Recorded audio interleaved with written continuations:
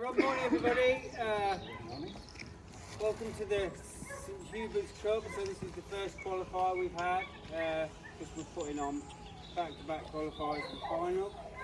We're here at Alscot Estate by kind permission of our keeper today, Stuart. Boral, who will also be our beach steward. It will be a refreshing change for you. Safety is the most important, and good dog work, good teamwork, and good spirits. And you've got nobody else to blame. You've got the gun, you've got the dog, you've got the 6 cartridges. I wish you all the best of luck. Yeah, just reiterate that. Enjoy yourselves. It's a shooting day at the end of the day. You've got your own dog, you've got your own gun.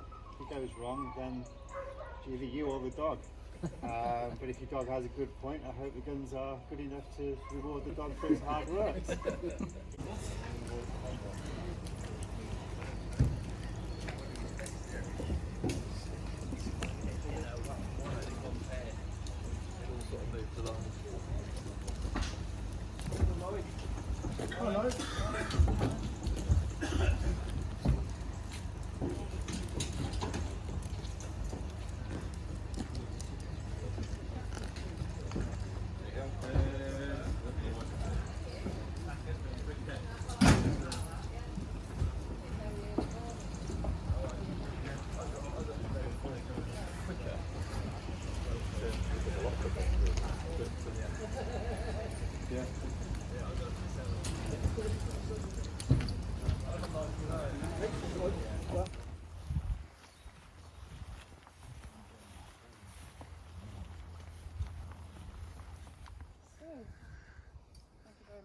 Opportunity.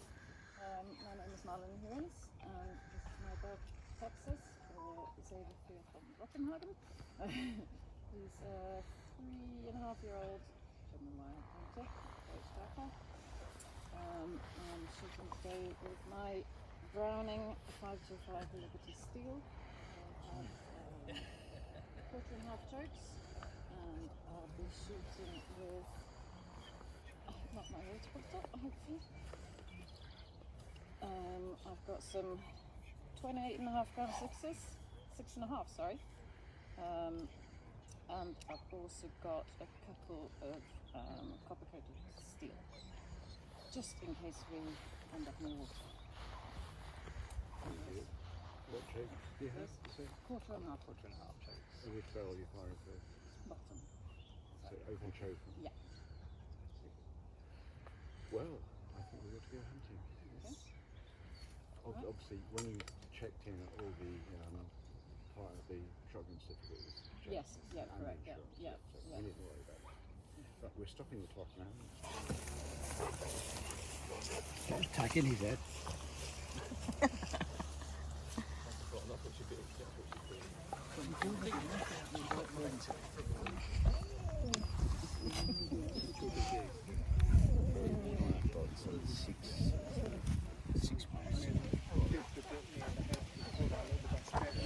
Came back with the feeders, and the time ran out. Just a minute, for the feeders, I wanted to get to them bloody feeders. The feeders along that.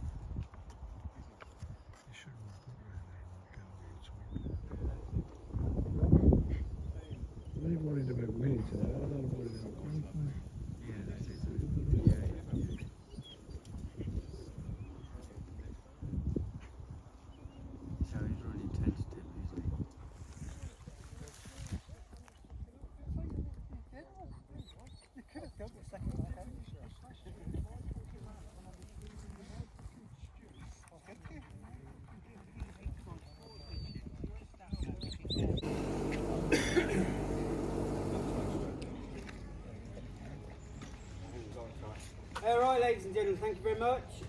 End of the first qualifier. I'd like to thank you, our host, for his guidance. The jury, Paul and Rob, thank you very much. The stewards and the red flags, Lee and Julie, thank you very much, Julie, for helping with my sons. And obviously our sponsors, the NGO and Game Gear and the competitors. Thank you very much, competitors. Tough day today. I think the descent was quite poor, birds are very tricky. Some people maybe had the chances and didn't take them, but I'll leave that to the judges. I think the one thing that Rob and I had quite a few discussions about is when you are presented with your feed, you need to have a plan. I think some of you today need a bit more fieldcraft. You've got a piece of land, you've got to maximise it, you've got 20 minutes to try and find a piece of game or 2 pieces of game on that land. And a lot of you went hedgerows, and there was a huge expanse of land in front of you. Now, okay, first couple of people didn't have the advantage of knowledge that birds were going to be difficult, but suddenly I think hares became an opportunity to get something in the bag. And because you left mass pieces of land in front of you, you didn't have those opportunities, and so you missed.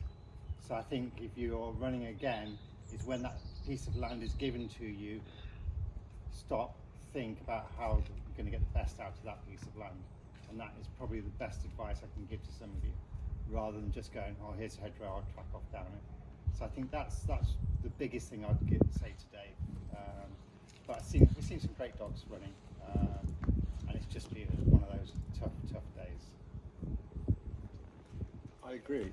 It was a bright, tough day. I don't think scent was very good, but you tried. And in many ways, things could have gone better. But this is an embryonic competition, and I think Malin and Charlie ought to be thanked, and tremendous gratitude for putting on these events. This is, I think, this is my favourite way of shooting over my own dog, and it's my favourite competition. Well, I've done quite well in previous years, but it's a way to develop, and I think it's enjoyable all the way around. We want everyone to do well, and there's always an element of luck in field competitions. Are the birds going to behave? What's the scent? Etc. This is a lovely place to come and compete. If we'd come next month, we'd have had rather more game to have a go at. But I enjoyed watching you run your dogs. There were frustrations because we wanted you to do well, and there were some opportunities, and the best wasn't always made of those. So, tremendous day. Thank you all for your sportsmanship, and I wish you all the very best on your forthcoming competitions. The first place dog today is With Gino. So, 25 points. He's taking first place. That dog just absolutely ran his heart out. Probably consumed the most ground today. You could see when he ran, he looked like he was running on eggshells. It was really, really difficult ground for that dog to run. So that was our top hunting dog today. Just style, pace, persistence. So that sort of cut it for us. Our second best hunting dog today was Nick Lambert's. We felt that the way the piece of ground he has, why it wasn't open, it was quite a heavy crop. He systematically took it out in blocks. It's very structured in the way he took that piece of ground. Fieldcraft came into it excellently. Had an opportunity at a shot on a partridge. Fortunately missed it, so dropped 5 points. But still maintained the 75-point bracket for us. So we felt that his was the second best hunting dog today. And the third best hunting dog today was Ryan's. Ryan is. Felt that he utilised his ground. Although he did make a bit of a beeline for a hedge. We felt the initial part of his run, he systematically ran that field. If he had been a bit better with his ground treatment going up to that hedge, he had an opportunity on 3 hares, but he sort of got sucked in, as quite a few did, into hedgerow bashing. These aren't hedgerow dogs, these are open ground running dogs. So because he got the first half of his run right, we felt that that was the 3rd best hunting dog. And the 4th place dog is Mark Moniz. Again, he got sucked into the hedge and ran the hedge rather than he left a big swathe of open ground. I think if you'd have gone out and run the open ground, you may have got a hare, but you sort of persisted down that hedge all the way. I know there was pheasants in there, and he was hoping for the odd partridge. And if you'd got the partridge, you would have been in first. So yeah, 4 of you